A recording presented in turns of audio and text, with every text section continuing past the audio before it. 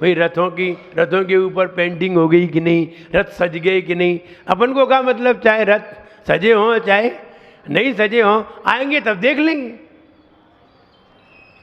लेकिन जो व्यवस्था करते हैं उनसे पूछो, जो व्यवस्था करते हैं उनसे पूछो।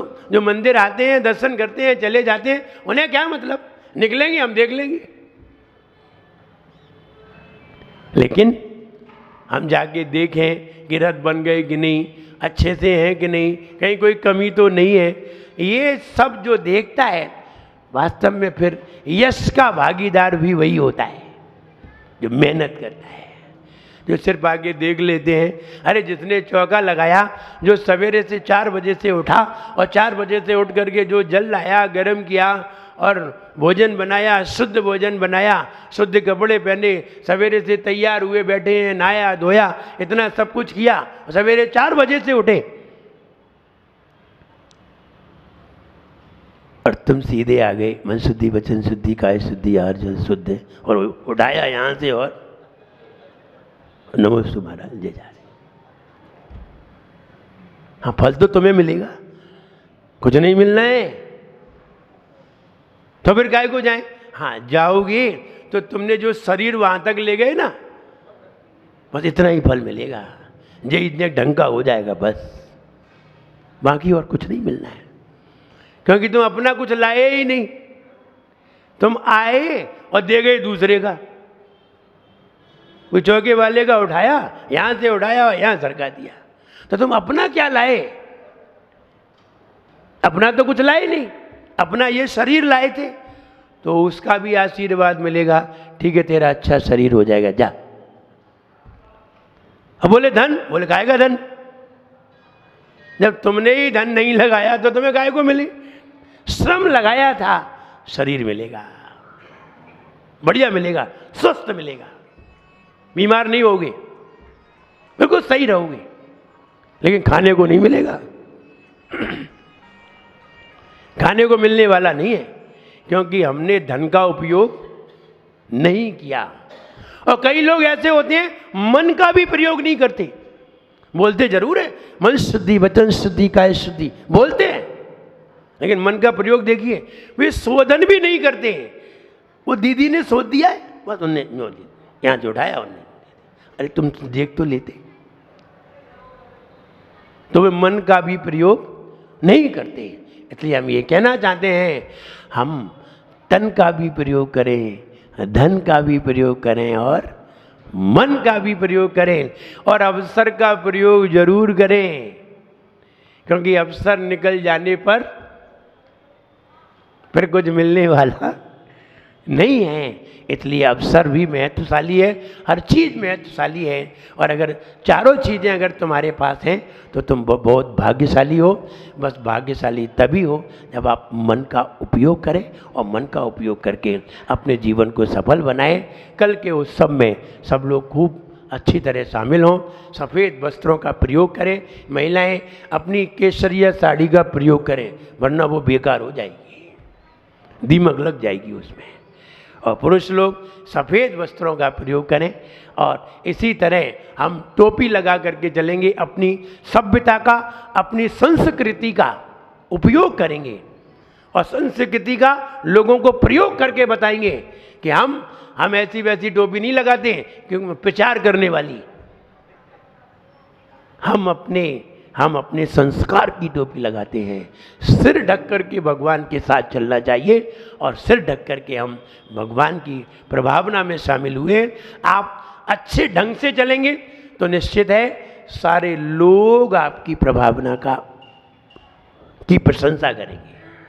और अगर ढंग से नहीं चले, इधर उधर चले और सिस्टम से नहीं चले, तो निश्चित है लोग देखेंगे तो, लेकिन प्रशंसा नहीं करेंगे। और हम चाहते हैं आपको देखें भी और प्रशंसा भी करें, सब जगह प्रशंसा हो, ऐसा मेरा भी सोचना है, आपका भी ऐसा सोच होना चाहिए। और आप सभी लोग मन बना करके कल बिल्कुल तैयार रहें। मेरा सबके लिए खूब आशीर्वाद है। सब लोग खुश रहिए, प्रसन्न रहिए। जय बोले महावीर भगवान की। जन्म मिला तो जीना है, जन्म मिला तो जीना है, घूंट जहर का पीना है। जन्म मिला तो जीना है, घूंट जहर का पीना है। जिए जिए उसी का सीना है, जिए उसी का सीना है। जिए उसी का सीना है, जिए उसी का सीना है। जीवन यहाँ बनाए हम, सत्य धर्म को पाए हम। जीवन यहाँ बनाए हम, सत्य धर्म को पाए हम। जीवन यहाँ बनाए हम, सत्य समझ कर जाए हम। जीवन यहाँ बनाए हम, सत्य समझ कर जाए हम। वरना ये जीवन बेकार बताए रे। जीवन है पानी की बूंद, कब मिट जाए रे। हो जीवन है पानी की बूंद, कब मिट जाए रे। होनी अनहोनी होनी अनहोनी, कब क्या घट जाए रे। जीवन है पानी की बूंद, कब मिट जाए रे। हो जीवन है पानी की बूंद, कब मिट जाए रे। धर्म की सत्यता को जानने के लिए सूक्ष्म विवेचन में पहुंचना बहुत जरूरी है। हम ग्रंथों से सत्य की प्रमाणता ढूंढेंगे तो मुझे लगता है नहीं मिलेगी। अगर ग्रंथों से हमें दूसरे को नीचा दिखाना है तो जरूर तुम्हें कोई चीज मिल सकती है। ग्रंथों से किसी को नीचा, किसी को ऊपर, कोई छोटा कोई बड़ा दिखाना है तो ग्रंथों को देखिए। और अगर वस्तु की प्राचीनता को समझना है तो ग्रंथ की जगह अपने चिंतन को देखिए, यहां से तुम्हें सत्यता दिखाई देगी। ग्रंथ से तो कोर्ट में तो एक दूसरे की बातें, किताब की बातें देखी जाती हैं। कोर्ट बता देता है, वकील एक दूसरे की बातों को देखते हैं और दलील देकर के अपनी बातों पे विजय प्राप्त कर लेते हैं, लेकिन इससे कोई सत्य जाहिर नहीं हो जाता। और हमें धर्म की प्राचीनता जाननी है। हम कैसे सिद्ध करें कि जैन धर्म प्राचीन है? सिद्धि तो इस बात की करनी थी, अगर हम ग्रंथ के आधार पे जाएंगे तो भगवान महावीर के निर्वाण होने के बाद 683 वर्ष के बाद ग्रंथों की रचना हुई है। उसके पहले ग्रंथ थे ही नहीं। तो भगवान महावीर जो 2618 वर्ष उनके जन्म के हुए हैं, और अगर उनके निर्वाण से देखें तो 2546 वर्ष हुए हैं, और आज से देखें तो 1863 वर्ष पहले कोई ग्रंथ थे ही नहीं। और अगर ग्रंथ के आधार से हम किसी को मानेंगे तो फिर 1863 वर्ष के पहले कोई ग्रंथ थे ही नहीं। फिर कैसे कहेंगे कि कौन सा ग्रंथ पहले का है? सारे ग्रंथ उसके बाद रचे गए हैं। 1863 वर्ष में सारे ग्रंथों की रचना हुई है। ऐसा कोई ग्रंथ है ही नहीं जो 1863 वर्ष के पहले हुआ हो। और पहले जो ग्रंथ लिखा गया वो धवला जी ग्रंथ लिखा गया है। उसके पहले कोई ग्रंथ थे ही नहीं, कोई ग्रंथ नहीं थे। जब कोई ग्रंथ ही नहीं थे और हम जब ग्रंथ ही समय पे लिखे गए तो धर्म कौन से समय में था, ये बात कौन कहेगा? वो कहेंगे कि इससे पहले था। सारे ग्रंथों की रचना देखिए कि कब हुई। तो आप कैसे सिद्ध करेंगे कि जैन दर्शन प्राचीन है? अब तो सिर्फ हमारी बुद्धि, सिर्फ हमारा तर्क, जहां वो कहते हैं ना कि जब हमें किसी से वाद विवाद करना हो तो किताबों को ढूंढना चाहिए, और जब हमें श्रद्धान करना हो तो किताबों के पढ़ने से श्रद्धान नहीं होता है, श्रद्धान होता है स्वयं समझने से। अगर किताबों के पढ़ने से श्रद्धान हो जाता तो भगवान महावीर के समय में तो कोई किताब थी ही नहीं। तीर्थंकरों के जमाने में कोई शास्त्र था ही नहीं, और जब शास्त्र नहीं थे तो श्रद्धान कैसे हुआ? और आज शास्त्र है तो बताइए श्रद्धान किन किन को है? शास्त्र बहुत पढ़ते हैं और श्रद्धान नदारद है। इसका मतलब है कि शास्त्रों के पढ़ने से अगर श्रद्धान हो जाता तो फिर सबको ही सम्यक दर्शन होता। और सबसे ज्यादा तो पंडितों को होता और उन्हीं को नहीं होता है।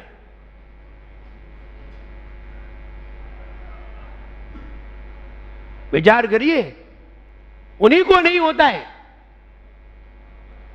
और जो श्रद्धान करता है वो संयम धारण करके मोक्ष मार्ग पे निकल पड़ता है, वो घर पे रुकता नहीं है। इसलिए हम ये कहना चाहते हैं 1863 वर्ष में सारे शास्त्रों की रचनाएं हुई हैं, और हम अगर विचारों पे जाएं, तर्क पे जाएं, श्रद्धान पे जाएं, अनुमान पे जाएं, तब हमें कोई सही बात सिद्ध हो। जैसे कि वैज्ञानिक कह देते हैं, अभी कहा कि उन्होंने कह दिया कि हम तो यही मानेंगे। अरे तुम्हारे मानने से अगर बात सिद्ध हो जाए तो फिर तुम ही भगवान हो। और तुम आज अपनी सीट पर हो, और सीट पर होकर के आप ये कहें हम तो यही मानेंगे, तो आप तानाशाही से कुछ भी मान लें, लेकिन आपकी तानाशाही से बात सत्य नहीं हो जाएगी। आपने लिख तो दिया कि 23 तीर्थंकर कपोल कल्पित थे, भगवान महावीर से ये चला, तो फिर प्रश्न ये आ जाएगा कि भगवान महावीर के पहले क्या था, ये भी तो बताओ। बताना तो पड़ेगा, सिद्ध तो करना ही पड़ेगा। और सिद्ध नहीं होगा तो तुम्हारी बात सत्य भी नहीं है। जो सिद्ध होता है सत्य वही होता है। और अगर तुम सिद्ध कर सकते हो तो वो सत्य भी है, और सिद्ध नहीं है तो सत्य भी नहीं है। प्राचीनता की बात करें, जैसे कि किन्हीं वैज्ञानिकों ने कह दिया मानव किसकी संतान है और बंदर किसकी संतान है?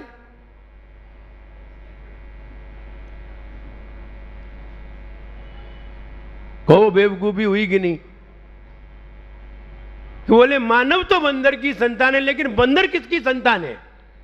और बोले बंदर तो बंदर की संतान है, तो मानव की क्यों नहीं है? तर्क तो तर्क है।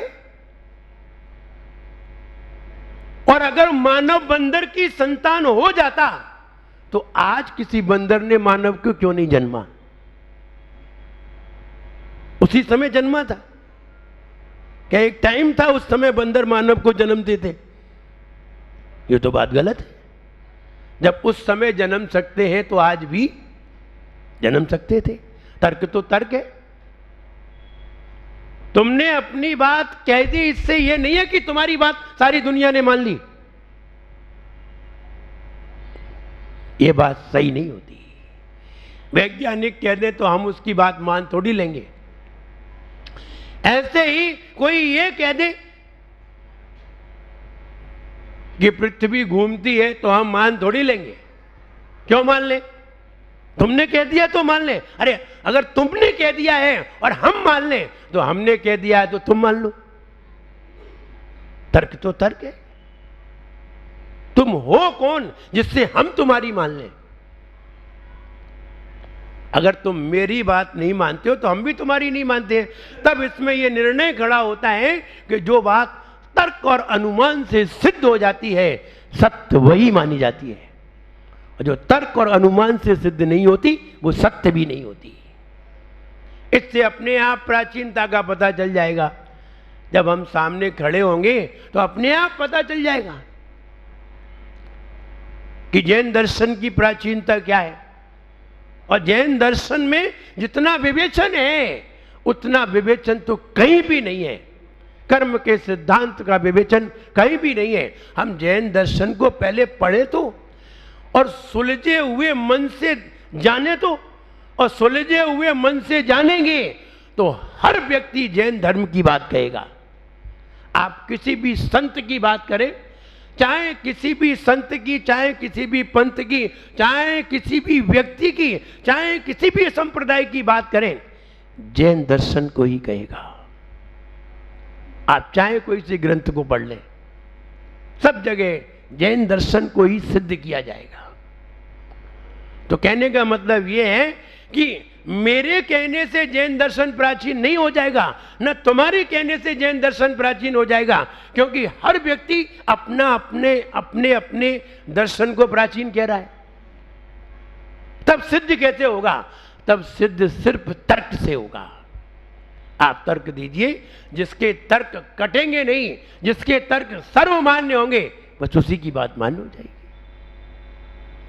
आपको नहीं मालूम हो, आप अमेरिका में एक सबसे बड़ी लेबोरेटरी है, सबसे बड़ी, हर चीज को वहां प्रूफ किया जाता है, और प्रूफ हो गया तो ठीक, वरना वो कहते हैं ये गलत है। बहुत बड़ी लेबोरेटरी है, बड़े बड़े साइंटिस्ट के वहां चित्र लगे हुए हैं, जैसे ये चित्र लगे, बड़े बड़े साइंटिस्ट के। जब वहां हिंदुस्तान से कोई व्यक्ति गया तो उन्होंने पूछा कि ये वाला चित्र सबसे ऊपर क्यों लगा हुआ है? सबके लाइन से लगी होती, सभी साइंटिस्ट, इन साइंटिस्ट ने ये वाली बात कही, इन्होंने ये कही, इन्होंने ये कही, और वहां सिद्धि की जाती है, प्रयोग किया जाता है। एक चित्र लगा हुआ था भगवान महावीर का, ऊपर लगा हुआ था, सबसे ऊपर। बोले ये वाला चित्र ऊपर क्यों लगा है? पूछ लिया तो उन्होंने एक जवाब दिया, वहां के वैज्ञानिकों ने जवाब दिया, जिस दिन इनकी बात खंडित हो जाएगी उस दिन इनको भी इसी लाइन में ले आएंगे।